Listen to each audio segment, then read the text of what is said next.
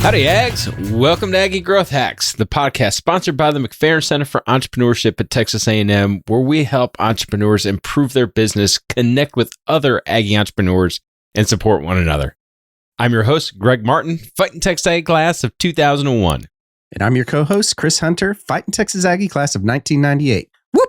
Well, we got a little story for you, Ags. Stephanie Teetes, Fighting Texas Aggie class of 1994, is the president and the owner of Underground Support Services, a company that is an honoree on this year's Aggie 100 with amazing plans to impact the world not only through growth, but through positivity and mentorship. So pass it back and listen up to Stephanie as she shares some really good bull. Well, Stephanie, thank you so much for joining us on Aggie Growth Hacks. We are stoked to have you. First off, before we even get into learning about you and your company, congratulations on, again, Aggie 100 win. It's so awesome to celebrate with you. So excited to lift up Aggie 100 winners on Aggie Growth Hacks. But thanks for joining us and congratulations to you and your team. You bet. Thanks so much, Greg and Chris. It's great to be here. It's great to share about that win. It's great to just be a part, be an Aggie. Oh my gosh. And to have the McFerrin Center celebrate Aggie entrepreneurs is just icing on the cake, to be honest. 100%. It's so cool that, over the last 5, now 6 seasons of Aggie Growth Hacks, how we've seen the entrepreneur ecosystem, not only with McFerrin, but at Texas A&M, just kind of grow and expand. And we're so honored to have you as part of this. So we've actually first met face to face at your celebration at the Aggie 100. But what do you miss about no longer being a student at A&M? I miss a lot of things, but what I miss most is that boundless optimism, the beginning of each semester, when you walk into each new class and just the excitement of who's going to be in here. Am I going to know anybody? And you sit down and you start chatting up the person to your left and you go, oh my gosh, I think I'm going to be a new best friend with this person. Or you look across the room and it's like, oh, there's that gal from my biology class last semester. And she had great thoughts on this and this. And I wonder what she's going to think about this topic. And then your teacher walked in, the professor, and just what he has to offer, and then the syllabus and all of the group projects and the papers. And some people might find that daunting, but I'm a lifetime learner. And so those first days of a new class, of a new semester, were just exhilarating, of the limitless possibilities ahead. And I just feel like that permeated every semester for me. And I've just been trying to recapture that ever since. I absolutely love that. That is so cool. And I'm 100% with you on that. And I view every quarter now as that starting point, myself. So, okay. So Stephanie, why don't you tell us a little bit about your entrepreneurial journey? Because that's one of my favorite things of Aggie Growth Hacks is I get to hear and learn our entrepreneurs that come on here, our Aggie entrepreneurs, their entrepreneurial journey. Why don't you tell us a little bit about your journey and what your company does? You bet. So I think entrepreneurship is just genetic for me. I remember going to my grandparents during the summer in East Texas, and they had a vegetable and fruit farm, and just helping out at their fruit stand on the side of the road in the middle of nowhere. I don't know how they had customers, but we did. And then I grew up in a small town of 250 people. Shout out to my people in Cramples Gap, Texas. And everybody had a side hustle. My home ec teacher in high school sold custom patterns via mail order, right? Before the internet and Etsy. My history teacher sold insurance. The local dairy farmer sold real estate. My mom had a custom wallpapering business. Everybody did something, right?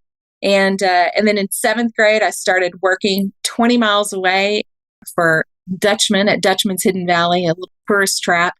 And when you spend 6 years side by side with a guy who walks around muttering things like, if you watch the pennies, the dollars will take care of themselves, then it's just ingrained, right? And you will have to be in business for yourself one day, because isn't that what everyone does? I started Underground Support Services in 2002 on paper.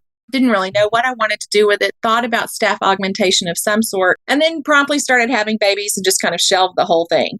Kept it going on paper until 2016, when I had spent the last 8 years working part-time at a tunnel engineering firm. They designed holes in the ground.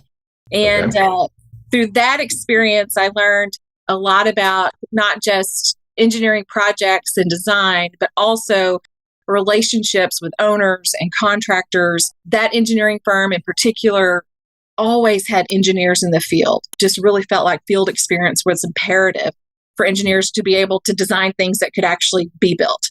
And through all of that experience, learned that there was really a great need for woman-owned businesses in the architectural, engineering, and construction industry. And had heard some horror stories about things not working out with minority firms and thought, I can do that better. And so in 2016, I had the perfect opportunity at the most imperfect time in my life, but I took it. I took that risk, took that chance. A guy out of the firm I had worked for was retiring, and I loved this guy.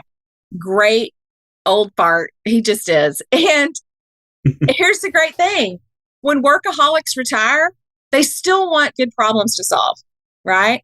And so I pitched to him that I would have this company. Would you like to come part-time and work with me? We'll do tunnel cost estimating and constructability reviews for owners and contractors and engineers. And he's like, okay, sounds good.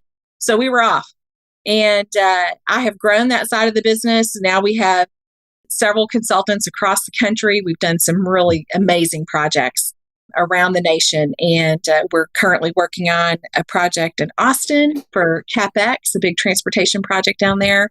And we're about to do a project in New York for the New York subway. I mean, just we have great, exciting projects. And the guys that work for me, I mostly hire just these retired workaholics for that side of my company. And I kid you not, I feel like I'm a waitress at a coffee shop in the morning.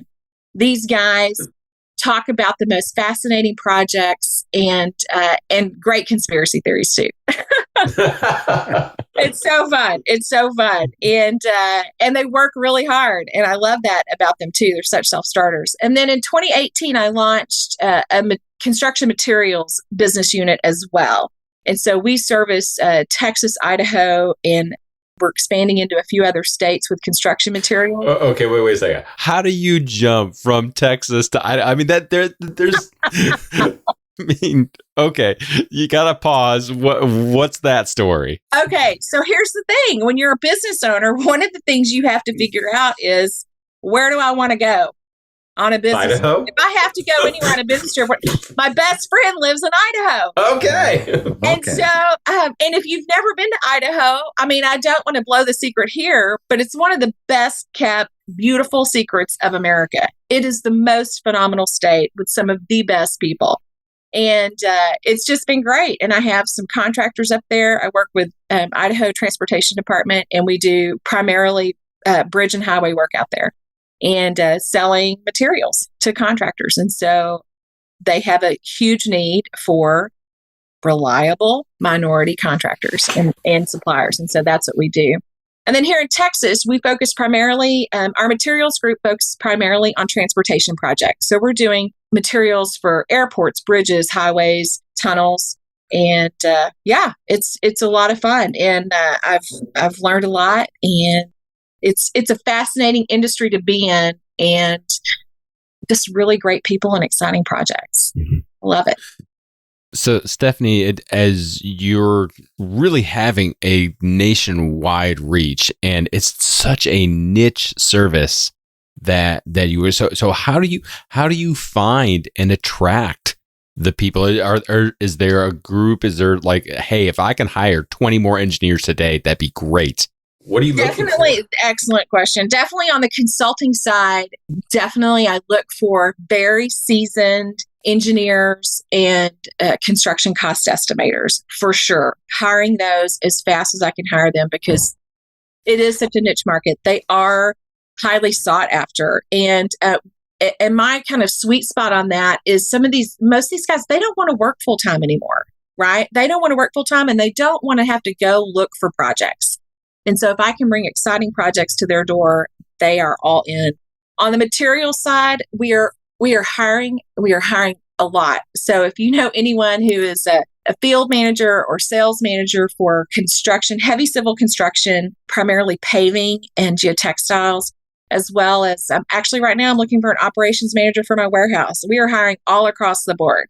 And we need great people, and I need self-starters who are knowledgeable about the industry. Absolutely. I'll take 20. Sign them up. Well, that is awesome. I mean, if you've got that kind of growth happening that you really just can't keep up with that's a really good problem to have. It's for a sure. great problem to have. Absolutely. Yeah. Absolutely. We start signing contracts and I'm like, oh my gosh, I need some really great people. That's awesome. Let's shift gears here a little bit. One of the things that we talk about with all of our entrepreneurs is company values and how they shape your company, right? Why don't you tell us a little bit about your company's values and how did you select them and how did that impact your business growth? You bet. So we based our company values really off of my personal values. I'm all about family, faith, and fun. I mean, That's it. That's all life is for me, family, faith, and fun. And so for our company, what we did is we focus on 4 things. And not that this isn't a ever evolving, right? But these are the 4 basic principles: people, positivity, integrity, and ingenuity. So for people, the crux of that is just we appreciate people. Okay. We're not going to take people for granted. We appreciate people. We're respectful of their time. We value their priorities. We want to know about their passions, what they're learning about, and we want to help towards their goals. And so really, it's just about relationships. But the fact that we appreciate people is really what we're about from that perspective. Positivity, look, you've talked to me long enough by now to know that I'm a glass half full girl, right? And let's find the bright side. Let's move on. Life's just too short to be miserable. And let's be frank, if it's not fun, I don't want to do it.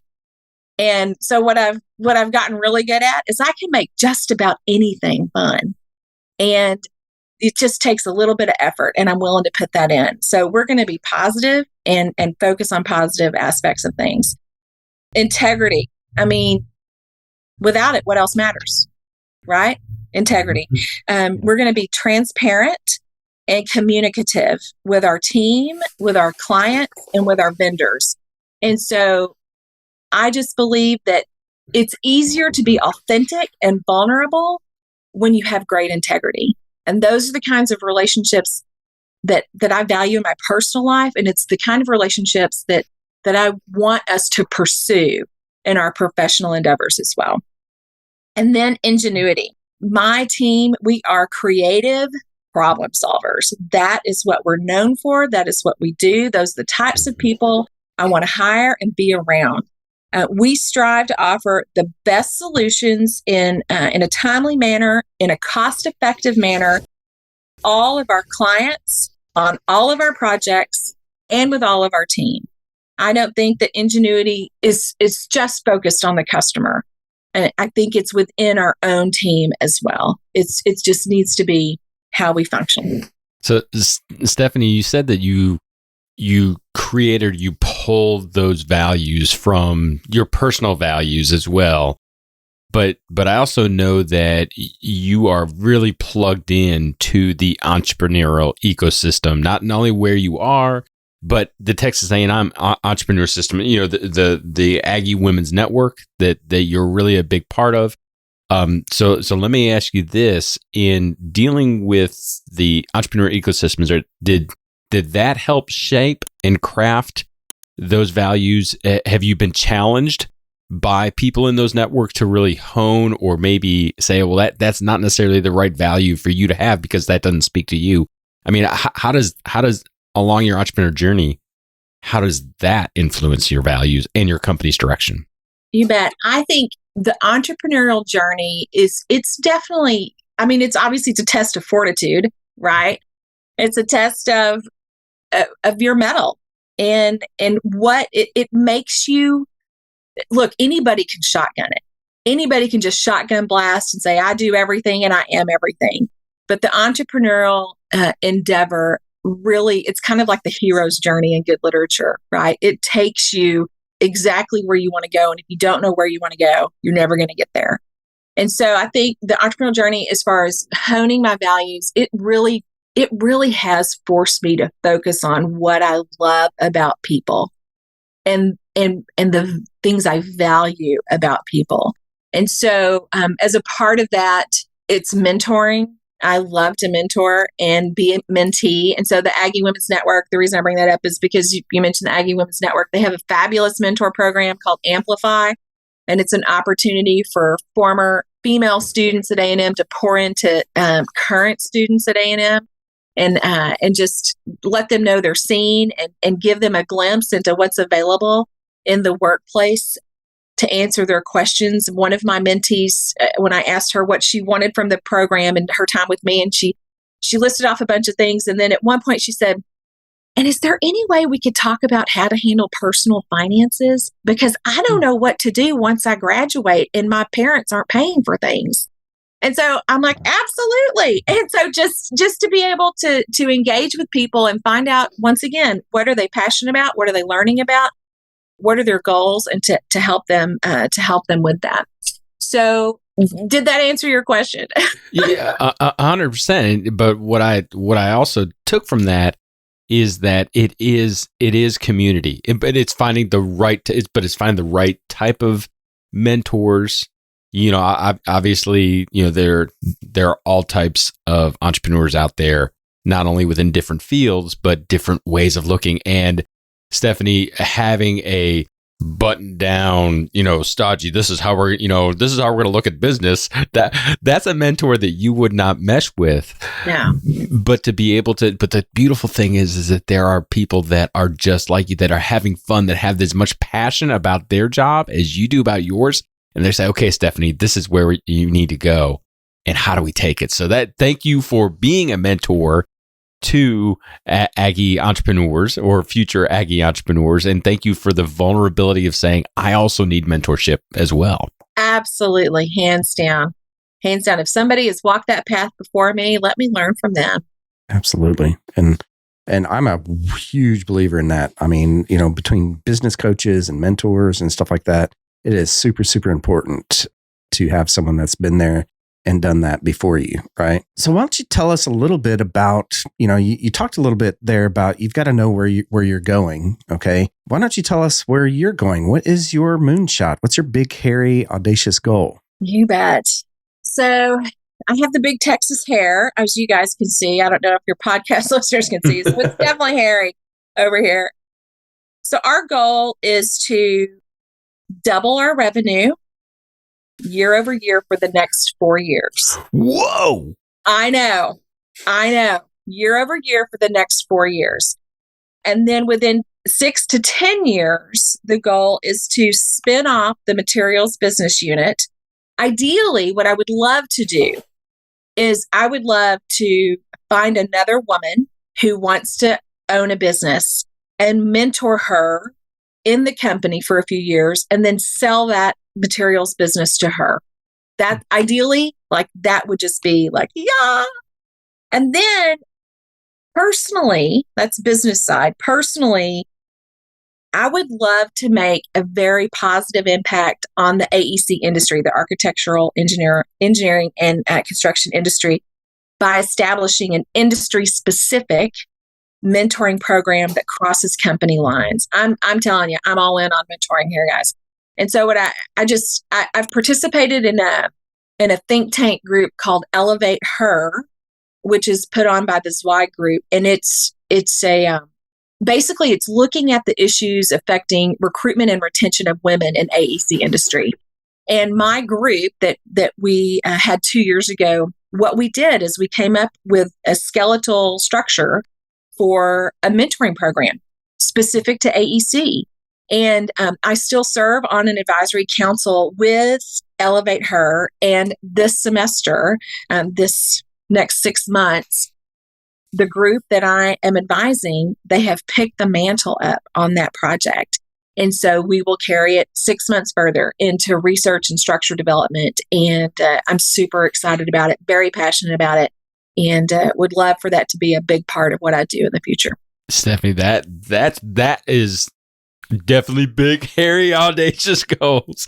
But I love how it is very well defined. And I mean, I guess I really shouldn't be too shocked. I mean, I'm talking to an engineer here, but to be able to kind of say, okay, how can I walk through that?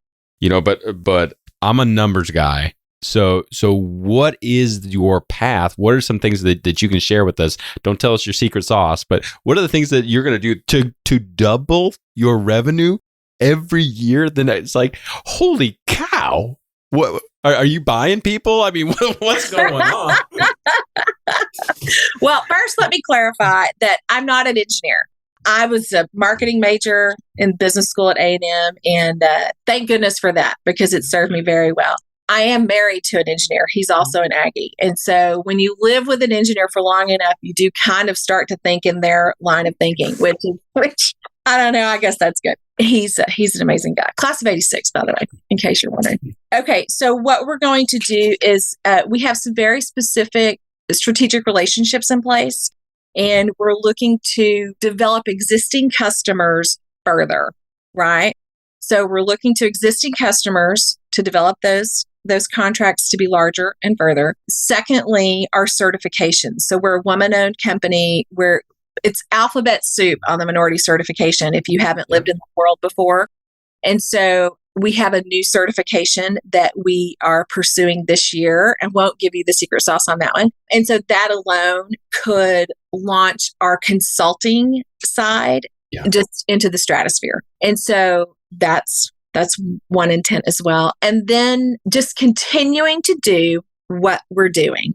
So one of the things we are striving to be is a best in class for a minority service provider and materials provider. I believe that not every entity works with women-owned businesses in AEC because they're best in class. They work with them because they have to check a box on a project.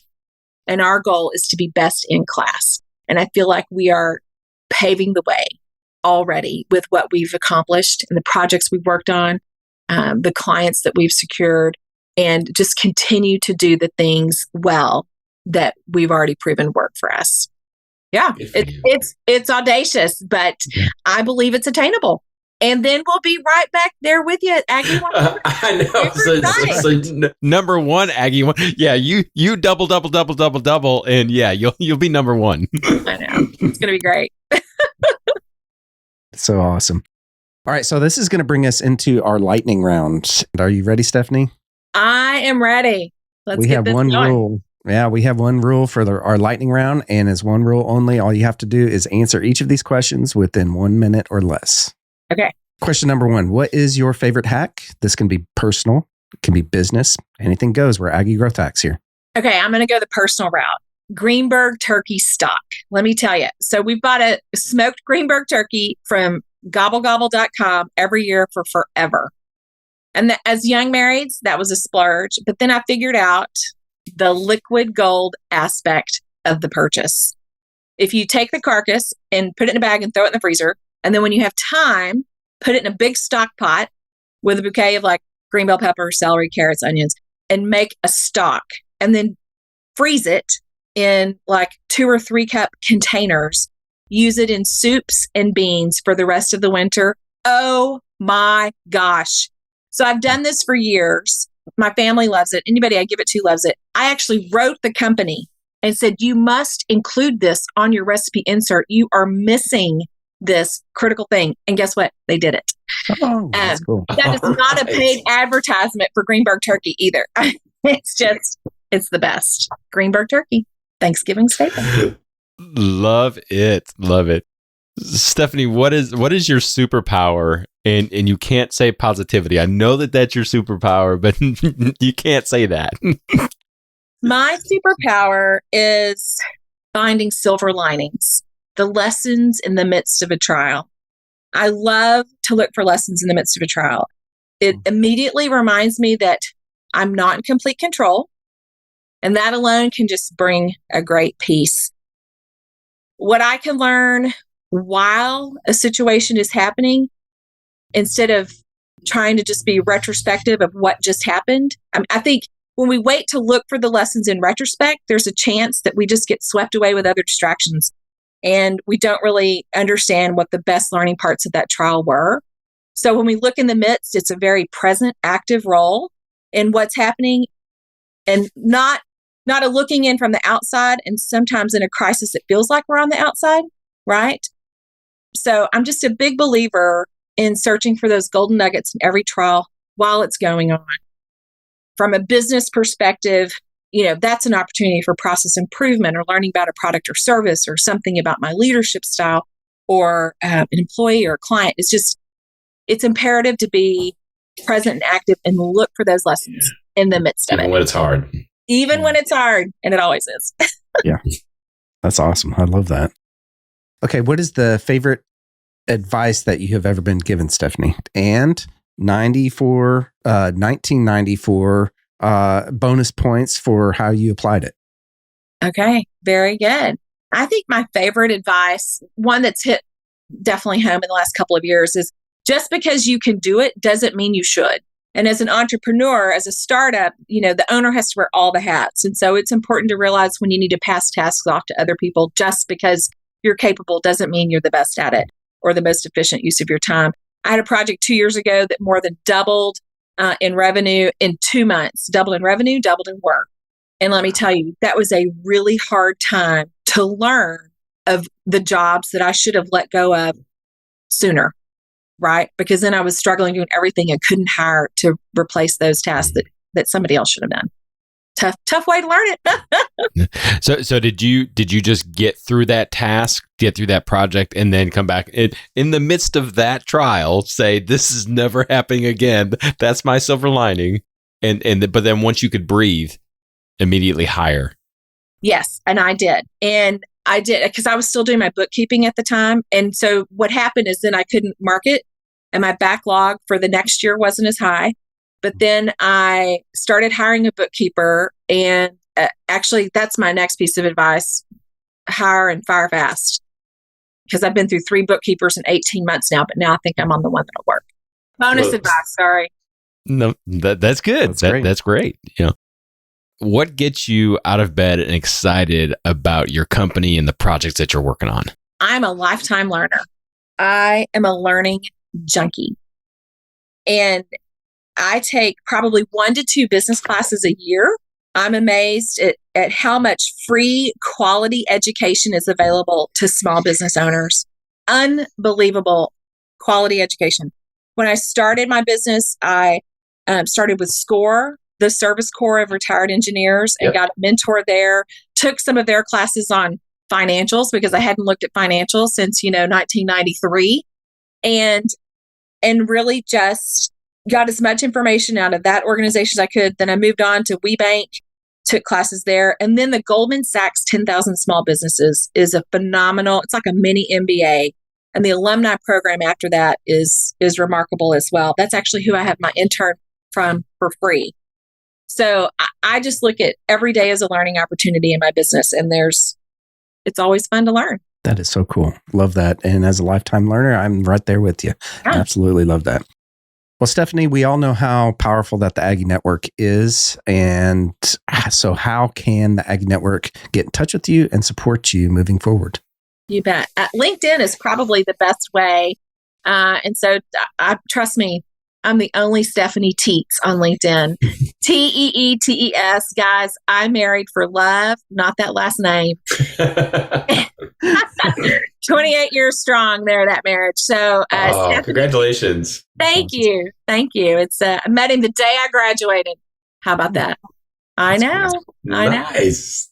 And then Underground Support Services is our company, and our information is definitely on the internet and on LinkedIn. So I'd love to work with fellow Aggies, that's for sure, and hire them too. That's right, Ag. So if you are, would you say earlier, the seasoned professional estimator, as well as a workaholic that maybe doesn't want to workaholic all that much, reach out to Stephanie and connect and just do amazing, great things. And I mean, who knows? Maybe you can talk her into a business trip up to Idaho. You bet. Let's go. Well, Stephanie, thank you so much for joining us. Thank you for the inspiration that you are. Thank you for pouring into future Aggie entrepreneur generations. Thanks for joining us. Congratulations again on your Aggie 100 win. And we cannot wait to celebrate for you for years to come as you're doubling your company. Thanks so much, Greg and Chris. I appreciate what you guys are doing to try to pull this Aggie Entrepreneur Network together, educate us about each other, and just, it's a great thing. It's great to be an Aggie every day. Well, how about that, Ags? Was that pretty awesome or what? I know that I got a lot from that interview with Stephanie, which is the cool part about this whole Aggie Growth Hack, podcast, is that we get to learn all this great stuff. And I literally have a whole page full of stuff written down here. What was your favorite thing that you took away from that interview, Greg? I've got a couple. First off, I love her positivity. I love her attitude. I love just the approach that she has on life to be able to say, okay, as you're going through the storms, find the silver lining and actually learn through it. But I was most struck by how she has grown her company and the importance that she placed on people. And we've heard a lot from a lot of other entrepreneurs about having the right people in the right seats, and 100% agree with that. But Stephanie, I think, has built a company that when she says care for people, it's not just the right people in the right seats.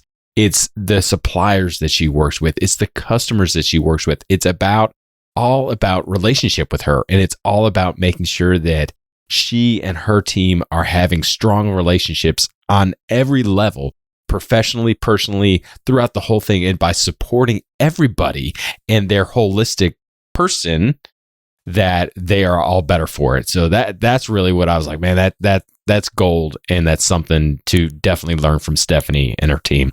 What about you? What'd you learn? Well, to me, I think that, what she said kind of there at the end about always be learning and, to be a lifetime learner, right? That she is a lifetime learner. I think that's so important for entrepreneurs, is that we should always be bettering ourselves, always. Whether you're listening to a podcast like this, whether you are following somebody on YouTube or Instagram or wherever, or actually getting mentorship from a coach, I think you should always be learning. This is what we should do as entrepreneurs, because the second that we become stagnant, guess what your business is going to do? It's going to become stagnant. So, I literally have a whole stack of books back behind me that, yes, I'm a book geek, and yes, I do read them. In fact, I've got one right here. This is, if you haven't read this one yet, Buy Back Your Time by Dan Martell.